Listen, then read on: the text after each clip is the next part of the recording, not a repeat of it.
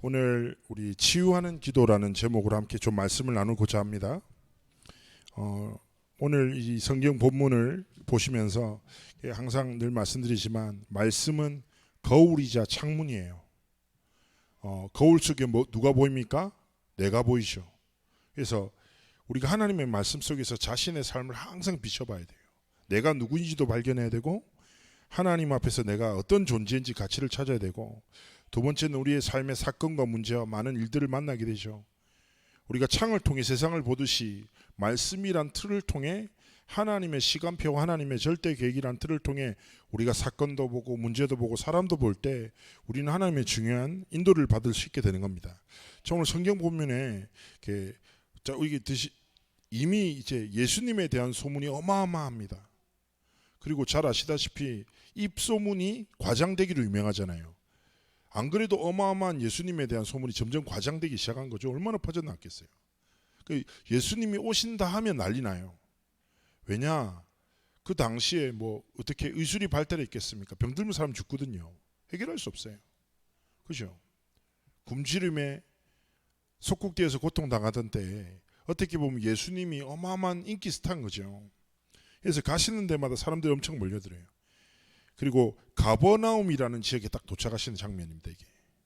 자, 이때 두 명의 등장인물이 나오는데, 첫 번째 등장인물은 12회를 혈루증으로 앓은 중. 마태복음에도 혈루증 걸린 여인이라는 게 나오잖아요. 혈루증이라는 게 뭐냐면 부인병입니다.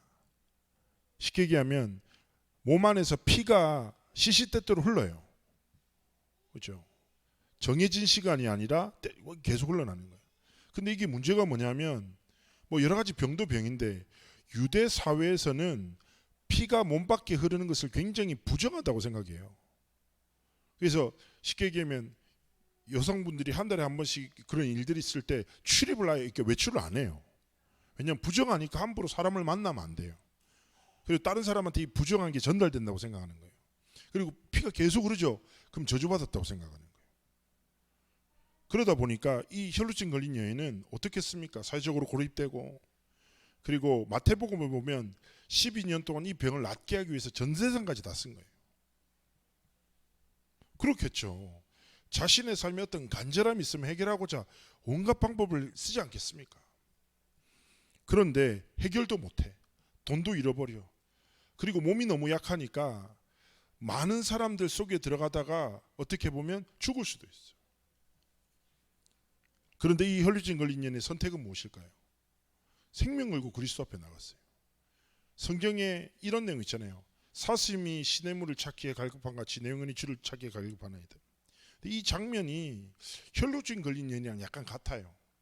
우리가 사슴이 시냇물을 찾기에 갈급하다 이렇게 하면 우리는 되게 로맨틱한 상상하잖아요. 막 아름다운 숲속에서 사슴이 막 바닥바닥 뛰어다니면서 막 물 찾고 이렇게 생각하는데, 근데 굉장히 그 깊은 뜻에는요 절박함이 있거든요. 이게 사슴이란 동물이 갈증을 못 찾는데요. 너무 고통스러운데요. 물을 못 마시면 죽어버린대요. 근데 잘 아시다시피 사슴이 초식 종물 중에서 초식 동물 아닙니까? 그러니까 숲속에는 자신의 목숨을 빼앗을 만한 존재들이 너무 많아. 엄청 경계하면서 다녀야 돼요. 그래서 시편 저자의 표현은 뭐냐면 이거예요. 사슴은 물을 마시지 않으면 죽어요. 그죠? 그런데 물을 마시러 가다가 죽을 수도 있어. 그렇지만 물을 반드시 마셔야 돼. 왜냐? 이 물을 마시지 않으면 죽으니까. 사슴이 시냇물을 찾기에 갈급한 같이 뭐요? 내 영혼이 주님을 찾기에 갈망하나이다. 어떤 고백인지 아시겠어요? 혈루증도 이런 마음이었겠죠. 어떻게 보면. 그렇죠? 간절한 소원을 어떤 다른 방법으로 해결할 수 없어. 근데 사람들은 이 방법 저 방법 찾아요. 그죠? 온갖 걸 다 써. 그런데 혈루증 걸리는 여인은 절대 불가능한 시간표 속에서 뭐합니까? 그리스도에 대한 소문을 듣고 생명 걸고 그리스도의 옷깃을 만져요. 어떻게 됩니까? 어떻게 보면 되게 소심한 사람 아닙니까? 그죠? 소경 바디메오는 어디 계신지 모르니까 소리 지잖아요. 다윗의 자손 예수! 시끄럽다. 다윗의 자손 예수! 소리 지르잖아요. 그죠? 이 여자 너무 소심해. 그래서 할 수 있었던 게 뭐냐? 예수님이 지나가는 옷깃을 딱 잡은 거예요. 근데 어떻게 돼요? 그의 병의 근원과 근본이 치유되는 은혜를 맛보게 되죠. 그러면서 뭐라 합니까? 딸아, 네 믿음이 너를 구원하였다. 우리의 삶에 가장 놀라운 기적이 무엇입니까?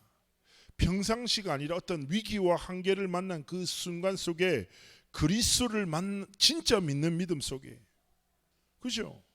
그 예수 생명과 예수 능력이 나의 생명되고 나의 능력 되기를 진짜 기도하기를 원하시는 것입니다.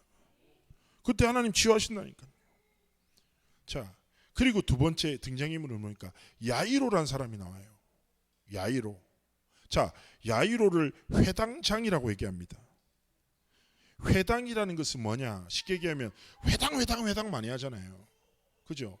유대인들은 혹시 들어보셨습니까? 유대인들의 문화 중에 진짜 중요한 문화가 토론 문화가 있어요. 엄청 토론을 많이 하거든요, 얘들이. 그러니까 생각이 계속 발전해요. 근데 성경을 기반으로 한 지식들, 이걸로 계속 토론한단 말이에요.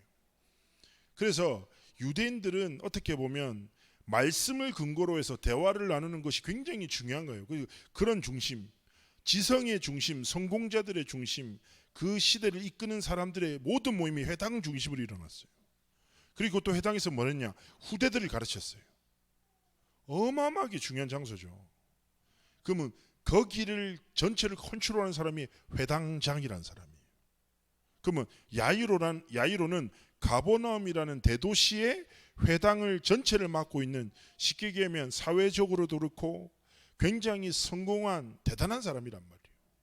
근데 이 사람한테 어떤 문제가 닥칩니까?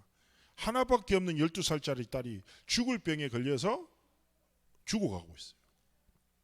근데 저는 잘 보시면 사람들이 많이 모여 있잖아요. 그렇죠? 근데 회당장의 태도가 무엇입니까? 예수의 발 앞에 엎드려. 정말 중요한 것 같아요. 뭐요? 어떻게 보면 자신의 지식과 경험 방법이 있잖아요. 체면도 있잖아요. 그렇죠? 다 내려놔요. 그리스도 앞에 엎드려요. 이것이 무엇입니까? 우리의 삶의 가장 중요한 흐름을 바꾸는 순간이 되는 것입니다. 그래서 뭐예요? 내 것 다 내려놓고, 내 기준, 내 방법 다 내려놓고 완전하신 그리스도께서 진짜 주인 되셔서, 그렇죠? 내 삶과 내 가정과 내 후대들에게 진짜 역사하시기를. 사단은 끝없이 뭐예요? 완고함 속으로 우리 삶을 이끌어요. 하나님의 말씀을 믿지 못하도록. 그런데 지난번에 한번 우리 강단에서 말씀드렸죠. 완고함의 반대의 말이 온유한 마음이다. 온유한 마음이 뭐라고요? 하나님을 신뢰하니까 모든 것을 하나님께 맡기고 하나님의 능력과 뜻과 계획에 순종하는 삶이다. 어떻게 보면 야이로라는 사람은 그리스도를 신뢰하고 자신의 삶의 가장 중요한 것을 그리스도께 맡기고 그리스도의 능력 앞에 모든 것을 순종한 거죠. 자, 예수님의 첫 번째 기적이 뭡니까? 가나안 혼인잔치잖아요. 혼인잔치의 기적이 뭐예요? 손님으로 계실 때는 아무런 일이 일어나지 않아요. 어떻게 합니까? 주인으로 모실 때 그리스도의 능력이 나타나기 시작하거든요. 마찬가지인 거죠. 우리가 오늘 밤에 다 기도한단 말이에요. 그렇죠?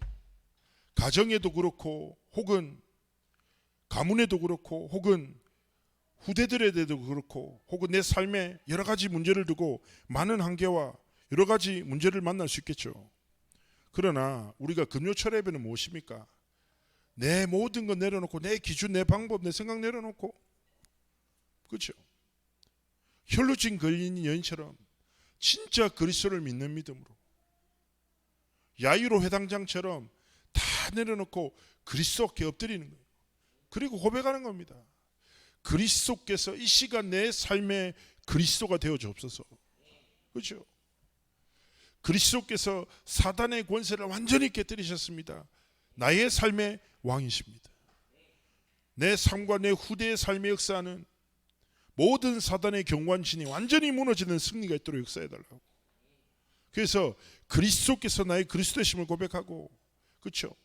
참 선지자 되신 그리스도께서, 선지자가 무엇입니까? 하나님 만나는 길을 여셨습니다. 우리의 인생을 길을 가다 보면 길이 막히고 어떤 길을 가야 될지 고민될 때 있잖아요. 그때 우리가 무엇을 하면 됩니까? 고백하면 되는 거예요. 내 인생이 어디 가도 상관없다. 왜냐? 난 그리스도 안에 있기 때문이다. 그렇죠? 우리가 복음에 대해서 계속 말씀 듣잖아요. 그리스도는 완전하다. 모든 것 때다 충분하시다. 말씀 듣잖아요. 그런데 하나님 앞에서 모든 순간 속에 참 선지자 되시고, 그리고 우리의 모든 연약함, 그리고 우리의 모든 죄악을 십자가에서 완전히 해결하신 참 제사장 되신 그리스도. 그래서 모든 상황 속에서 나의 왕이시며 나의 선지자 되시며 나의 제사장 되신 그리스도의 능력을 체험하고 누리는 삶과 길을 걸어가기를 하나님 원하시는 것입니다. 그리고 이 성경을 보면요, 그렇게 되더라고요. 예수님이 딱 그 소문을 듣고 혈루증 여인을 고치고 난 다음에 그 야이로 집에 가려고 하는데 갑자기 종이 막 쫓아옵니다. 그러더니 안타까운 소식을 전한 거죠. 아, 주님, 예수님 이렇게 귀찮게 하지 마십시오. 오실 필요 없습니다. 이미 죽었습니다. 그때 예수님 뭐라고 하셨냐? 막 절망 속에 있으니까 두려워하지 말고 믿기만 해라. 그럼 구원받을 거다. 그러면서 예수님이 그 자리 이제 야이로 집에 가십니다. 그럼 어떻게 되냐? 성경 뒤에 보면 사람들이 막 울어요. 그리고 예수님 딱 오시니까 야, 자고 있어. 걱정하지 마. 그러니까 사람들이 비웃기까지 하는 거예요. 근데 예수님 말씀하시거든요. 뭐냐? 아이야, 일어나라. 영이 돌아와서 아이가 살아나고 음식을 먹이고 조용히 이제 시키시는 거죠. 자, 그러면서 제자들을 가르치시고 12제자를 바로 현장에 내보냈어요. 이 일을 직후에. 그래서 저는 이 성경 말씀을 쭉 보면서 이런 생각이 들더라고요. 아, 이 치유의 예수 그리스도의 역사의 목적이 무엇일까? 제가 마태복음을 쭉 보면서도 계속 우리가 말씀 나누지만 어떤 생각이 드냐면 문제가 아니라 위기가 아니라 예수가 그리스도심을 체험할 수 있는 최고의 축복의 시간표구나. 우리는 모든 문제 속에서 모든 상황 속에서 예수가 그리스도시는 복음의 결론을 다시금 체험하고, 그리고 하나님이 이 복음을 전할 자로 생각해 보세요. 남은 평생 동안 혈루증 걸린 여인이 뭐 말하면서 살았겠어요? 회당장 야이로가 딸과 함께 무엇을 믿는 믿음으로 살았겠냐고요. 어떻게 보면 말하지 않아도 이미 제자로서 하나님 앞에 분명한 정체성을 가지고 예수 그리스도의 이름을 높이고 증거하는 삶과 길을 걸어갔을 것입니다. 그리고 그 역사를 보이시자마자 뭐예요? 제자들을 뭐예요? 현장으로 내보내시면서, 그렇죠? 하나님이 모든 권세와 능력을 예비하셨다. 그거 믿고 가라 말씀하시는 것입니다. 우리가 오늘 이 밤에 이 말씀을 딱 기억하면서 기도하는 시간을 가졌으면 좋겠는데요. 제가 이제 상담을 하다 보면 그런 상담을 많이 해요. 많은 이제 청년들이나 아니면 또 중직자님들도 저한테 하는 얘기들, 이런 얘기들이 많아요. 왜 나만 좀 안 되는 것 같다. 에? 왜 나한테만 그 시간표가 오지 않냐. 왜 내게 문이 열리지 않냐. 좀 답답하다. 그러면서 되게 그런 얘기도 많이 하더라고요. 왜 내 자녀만 이렇냐. 에? 저 그런 고생 되게 많이 만났거든요. 아, 제발 얼마나 믿음 생활 저거 잘하는데 왜 내 애만 막 신앙생활 제대로 안 한 것 같고 답답하고 걱정되기도 하고 막 이런다는 거예요. 그래서 제가 항상 그런 분들에게 이런 말씀을 드립니다. 이렇게 말해요. 사도행전 1장 3절 때와 시기는 아버지께서 정한 것이 아니까 우리 알 바 아니지. 예. 우리가 어떻게 할 수 없는 것을 어떻게 하려고 하는 것 자체가 욕심이고 창세기 3장입니다. 그렇죠? 그래서 정말 예수 그리스도께서 내 삶의 주인 되신다. 그건 뭐예요? 주인 된 분한테 맡기면 되는 거예요. 우리의 문제 혹은 우리의 미래, 자녀의 인생 모든 것을 진짜 그리스도께 맡기고. 근데 그 맡긴다라는 게 포기하는 게 아니거든요. 그 제가 이번에 낙심자 캠프를 통해서 계속 되는 게 이거잖아요. 교회 안 나오는 게 당연한 게 아니에요. 그렇죠? 마음이 복음에서 멀어진 게 시대의 흐름 속에서 마땅한 일이 아니라니까요.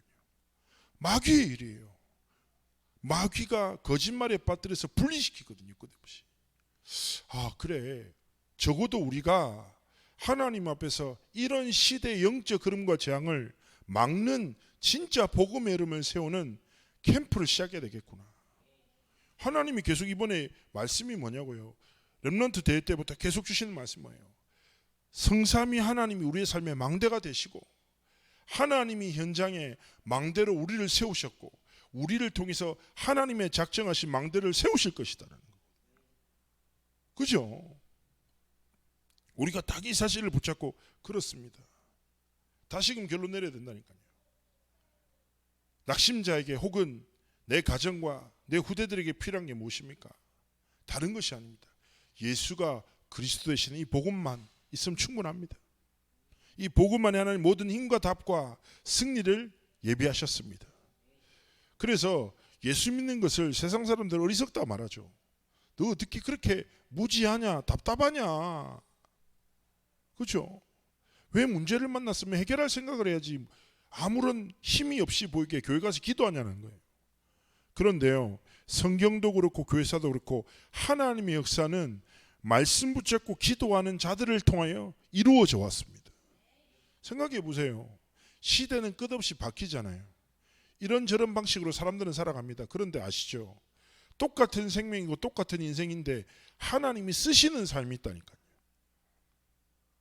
시대의 문화는 바뀌어도 하나님의 방법은 사람에게서 사람에게로 복음을 전달하시는 거예요.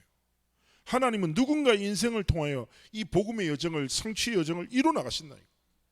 그럼 누구의 삶을 통해서 이 역사가 일어나야 되겠습니까? 바로 나의 삶을 통해서. 그래서 어떻게 보면 내 삶도 그렇고 현장에도 가면 뭐예요? 혈루증 걸린 여인 같은, 그렇죠?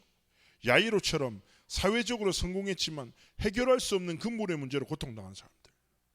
근데 우리가 진짜 복음의 눈을 뜨지 않으면 보이지 않아요. 그렇죠? 분명히 우리는 하나님 앞에서 기도해야 됩니다. 낙심자 캠프 하나님, 진짜 현장에 혈루증 야이로와 같이 진짜 그리스도가 필요한 하나님의 작정하신 나의 삶을 통해서 회복될 그 생명이 살아나는 은혜 응답을 허락해달라고. 그리고 우리의 삶도 마찬가지인 거예요. 어떤 문제 어떤 상황이 있든지 다른 것이 아니라 그리스도의 진짜 생명과 능력을 붙잡고 하나님 앞에서 증인으로 승리하는 삶과 길을 걸어가기를 하나님 원하시는 것입니다. 그래서 우리가 고백할 때 예수 그리스도가 누구시냐? 영세전에 계시는 살아서 역사하시는 하나님이시오.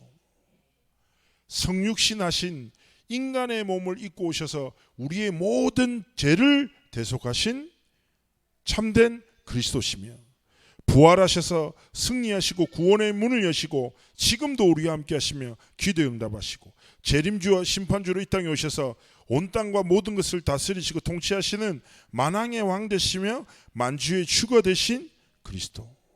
이 그리스도가 오늘 이 시간 나의 그리스도 되셔서 내 문제와 내 가정과 내 후대와 내 업과 내 모든 미래의 주인 되셔서 하나님의 뜻과 계획을 성취해달라고. 야이로처럼 진짜 그리스도 앞에 엎드려 하나님 앞에 그리스도께서 우리 삶의 모든 것 되심을 고백함으로 말미암아 승리하는 삶과 길을 걸어가기를 주의 이름으로 축복합니다.